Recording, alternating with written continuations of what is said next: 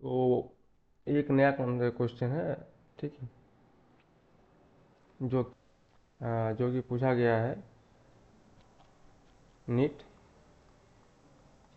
2022 में। ओके, तो इस क्वेश्चन को हम लोग अभी सॉल्व करेंगे। पहले क्वेश्चन देख लेते हैं, क्योंकि क्वेश्चन पढ़ना सबसे मोस्ट इम्पोर्टेंट है। सबसे पहले क्वेश्चन को पढ़ते हैं क्या है। तो displacement type graph of two moving particle make angle of 30 degree and 45 degree with the X axis as shown in the figure, the ratio of their respective velocities। ठीक है, क्वेश्चन बहुत सिंपल है, बहुत इजी क्वेश्चन है, solve करेंगे। लेकिन हम इसको वीडियो में हम लोग क्या करने वाले हैं, एक तो पहले इसको सॉल्व करेंगे, पहला पार्ट सॉल्व। ओके, सॉल्व करेंगे using formula, using formula. Okay, दूसरा पार्ट इसको बेसिक कॉन्सेप्ट सॉल्व करेंगे, बेसिक कॉन्सेप्ट से सॉल्व करेंगे, बेसिक कॉन्सेप्ट से इसको सॉल्व करेंगे। और तीसरा पार्ट में पता चल जाएगा कि ये जो फॉर्मूला हम लोग यहाँ एक नंबर यूज किए थे कैसे आया। ठीक है, फॉर्मूला डेरिवेशन, फॉर्मूला डेरिवेशन, ये फार्मूला जो हम लोग को पॉइंट एक में स्टेप वन में यूज किए थे वो आया कैसे। ठीक है, ये जरूरी इसलिए है जानना। ठीक है, आप फार्मूला का यूज करके सॉल्व करेंगे एग्जाम में, आपके पास टाइम कम रहेगा। लेकिन मान लीजिए आपके पास टाइम लग गया, आप भूल गए या कन्फ्यूज हो गए, ठीक है, तो आप अगर बेसिक कॉन्सेप्ट को याद रहा, क्योंकि वो बेसिक कॉन्सेप्ट याद रहता ही है, तो उससे आप सॉल्व कर सकते हो उसको। क्या, इसलिए इम्पोर्टेंट है कि आप कॉन्सेप्ट को जान लो, फिर उसको हम लोग, आप चाहे इसको फॉर्मूला से सॉल्व करो या फिर बेसिक से सॉल्व करो। बेसिक से भी बहुत इजी टाइम में, जो कम टाइम में सॉल्व हो जाता है, लेकिन आपको प्रैक्टिस करना पड़ेगा उसके लिए। ठीक है, तो स्टार्ट करते हैं।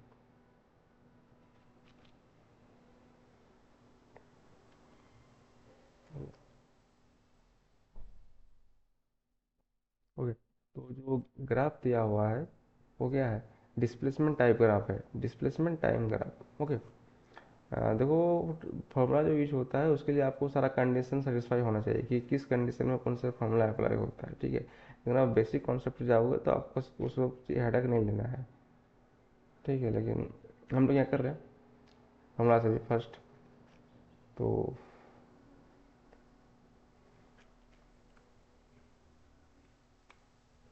Using formula.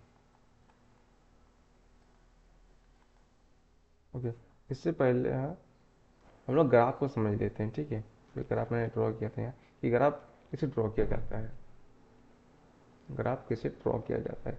पहले ग्राफ को समझ लीजिए। इस जो वाई एक्सिस है वो डिस्प्लेसमेंट है, और जो एक्स एक्सिस है उसमें टाइम है। ओके, और ये एंगल मेजर किया गया है एक्स एक्सिस से। ये सारा बात आपको ध्यान में रखना है कि एंगल किस एक्सिस से मेजर किया गया है, इसमें एक्स एक्सिस से किया गया है। अगर वाई एक्सिस से होता तो यहाँ से हो जाता, ऐसे यहाँ होता है, ऐसे ऐसे वाई एक्सिस से मेजर किया जाता। ठीक है, यहाँ एक्स से किया गया है। तो और और आपको मतलब एक्स में टाइम है, वाई में डिस्प्लेसमेंट है, ये सब याद रखना बहुत ज़रूरी है। सो देखते हैं कैसे ग्राफ होता है। मान लीजिए ये तो आपका वाई एक्सिस है, ग्राफ बनता कैसे है, ये वाई एक्सिस है, ये एक्स है, वाई है, इसमें टाइम है। ये बता क्या रहा है, ग्राफ बता क्या रहा है वो देखने हम लोग। ये डिस्प्लेसमेंट है, डिस्प्लेसमेंट। ओके, सो ये बता ये रहा है कि मान लीजिए किसी पॉइंट ऑफ टाइम पे, अब मान लीजिए कोई भी टाइम है, कोई किसी पॉइंट ऑफ टाइम पे आपका इस टाइम पे, ओके, मान लीजिए ये 5 मिनट है, इस टाइम पे आपका डिस्प्लेसमेंट, डिस्प्लेसमेंट कितना था, 10 था, या 5 ही था, मान लीजिए 5 था। तो ये एक पॉइंट हो गया। फिर आप 6 पर, जब आप 6, आपका टाइम जब 6 मिनट हुआ, तो आपका डिस्प्लेसमेंट भी मान लीजिए 6 पर था। तो ये दोनों को मिलाएंगे इसे, यहाँ से, तो एक पॉइंट बनेगा। इस तरीके से मान लीजिए आप 7 पर, ये मैं इसे मान रहा हूँ, लेकिन अब ये डिपेंड करता है कि मतलब टाइम पे तो वेरी भी कर सकता है, कि 5 पे 6 भी हो सकता है, यहाँ पे 6 पे 8 भी हो सकता है। ठीक है, तो जब 7 था तो यहाँ 7 हो गया।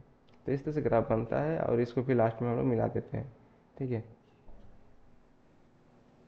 ऐसे करके मिला देंगे हम लोग इसको। ठीक है, आपको मतलब हर एक इंस्टेंट का पॉइंट आपका निकल जाएगा। मैंने 5 के बाद 6 लिया ऐसा नहीं है।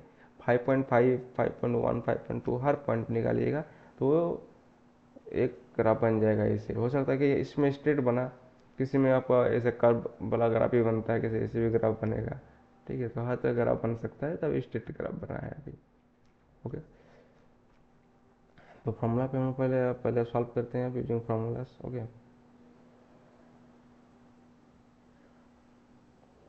रहते हैं इधर। तो देखो फार्मूला इसका सिंपल सा जो फार्मूला है, डिस्प्लेसमेंट टाइम ग्राफ में जो एंगल होता है वही वेलोसिटी होता है।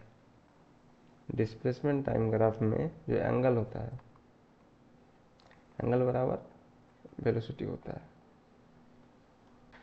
ओके, तो वो देखो जो 30 डिग्री केस में, 30 डिग्री केस में वेलोसिटी कितना होगा? एंगल एंगल नहीं, स्लोप। ओके, स्लोप, जो स्लोप होता है वही वेलोसिटी होता है। तो स्लोप कैसे निकाले जाते हैं? स्लोप निकाला जाता है टैन थीटा से, टैन थीटा यूज करके। थीटा कितना था? 30, थीटा है 30 डिग्री, तो हो जाएगा टैन 30 डिग्री। टैन 30 डिग्री का वैल्यू कितना होता है? 1/√3। हो गया।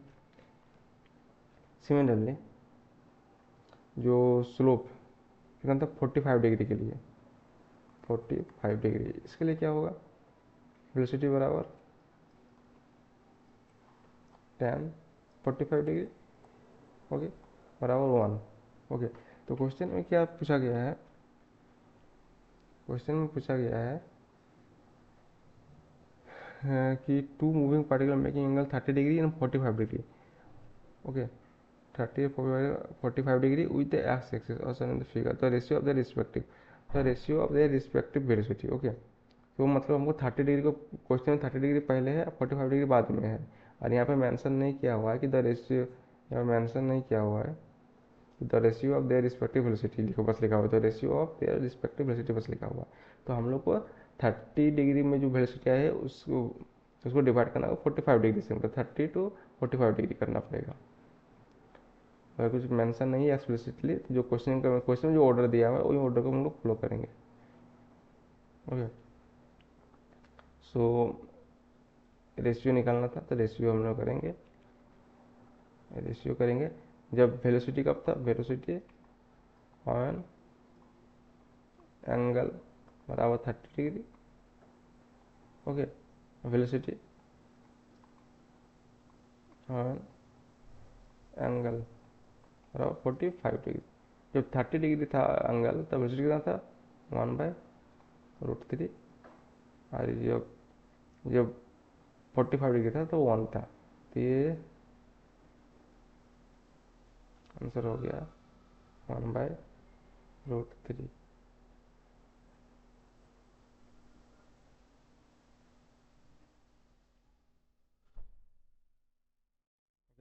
तो ये आपका आंसर हो गया 1/√3, this is the answer. Okay, अब हम लोग समझते हैं इस, अब इसका जो बेसिक कॉन्सेप्ट है वो हम लोग समझने की कोशिश करेंगे। क्यों टेन थीटा यूज किए हम लोग, वो पहले चेक करेंगे।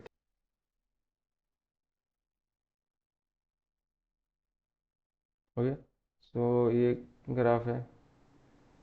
ठीक है, हम लोग क्या कर रहे हैं? बेसिक कॉन्सेप्ट, बेसिक कॉन्सेप्ट समझ रहे हैं हम लोग। ओके, इधर कितना डिस्प्लेसमेंट है? डिस्प्लेसमेंट यहाँ जा रहा है, इधर क्या जा रहा है? टाइम जा रहा है इधर। ओके, एंड ये मेरा एक है यहाँ, और दूसरा ये था यहाँ। ओके, यहाँ हो गया। अब देखो डिस्प्लेसमेंट, तो देखो यहाँ अगर मान लेते हैं एक, हम लोग टेन थीटा ही क्यों लिए? ये हमारा थीटा है, तो टेन थीटा ही क्यों लिए हम लोग? तो देखो ये जो मेजर करेगा, ये क्या होगा? ये तुम्हारा डिस्टेंस होगा। डिस्टेंस कब? इस टाइम पे, मान लो ये टाइम t1 है। ओके, और ये जो होगा, ये क्या होगा? ये डिस्टेंस होगा जो पॉइंट यहाँ पे, यहाँ से यहाँ तक, ये क्या होगा, ये टाइम t1 होगा, क्योंकि टाइम इस एक्सिस में है, ठीक है, और डिस्प्लेसमेंट y एक्सिस में है। तो ये जो y वाला पार्ट होगा इस पॉइंट का, ये इस पॉइंट, ये जो पॉइंट है हम लोग का, ये पॉइंट का जो इधर जो y एक्सिस वाला पार्ट होगा, इसे ये तुम्हारा डिस्टेंस होगा, और ये जो होगा ये तुम्हारा क्या होगा, टाइम होगा। और आप लोग का फॉर्मूला पता है कि इस वेलोसिटी का फॉर्मूला पता है ना हम लोगों को, वेलोसिटी का क्या होता है, डिस्टेंस बाय टाइम। वैसे ये होता क्या है, ये पार्ट इसमें बोलते क्या, परपेंडिकुलर बोलते हैं इसको पी, और इसको क्या बोलते हैं, ये यहाँ पर आप ले सकते हैं, तो हो जाएगा बी, तो बी बोलते हैं। तो डिस्टेंस कितना हो गया पी, और टाइम कितना हो गया बी। तो पी बाई बी क्या होता है, किसका फॉर्मूला है, टैन थीटा का, पी बाई बी टैन का फॉर्मूला है ना। तो ये है आपका बेसिक कॉन्सेप्ट। सो इससे भी आप क्वेश्चन को सॉल्व कर सकते हो, आप ट्राई करो इसको, नहीं सॉल्व होगा तो बताओ आप कि नहीं हो रहा है, कर दूंगा मैं सॉल्व। ओके, और इससे आपका फॉर्मूला का डेरिवेशन भी हो गया, कि फॉर्मूला का डेरिवेशन फॉर्मूला आया कहाँ से वो भी हो गया। ठीक है, तो फिर मिलते हैं नेक्स्ट वीडियो में, अच्छा लगे तो लाइक कर देना। ओके।